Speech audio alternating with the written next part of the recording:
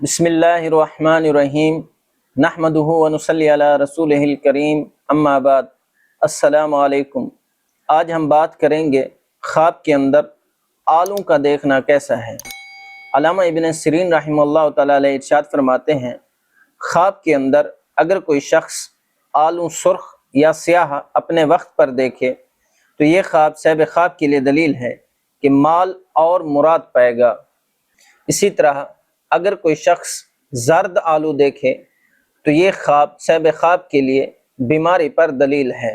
اسی طرح اگر کوئی شخص خواب کے اندر دیکھے کہ آلو سرخ، زرد یا سیاہ ہیں اور ان کا مزہ شیریں ہے، خود لے یا کوئی اور اس کو آ کر دے اور کھا لے تو یہ خواب صاحب خواب کے لیے دلیل ہے کہ اسی قدر مال اور مراد پائے گا۔ اسی طرح اگر کوئی شخص خواب کے اندر آلوں زرد بے موسم کھائے تو یہ خواب صاحب خواب کے لیے غم اور اندوہ، مصیبت اور خصومت پر دلیل ہے، اور آلوں کا ترش دیکھنا اس کی تعبیر اچھی ہے۔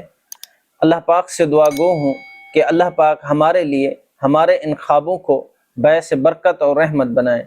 السلام علیکم ورحمۃ اللہ وبرکاتہ۔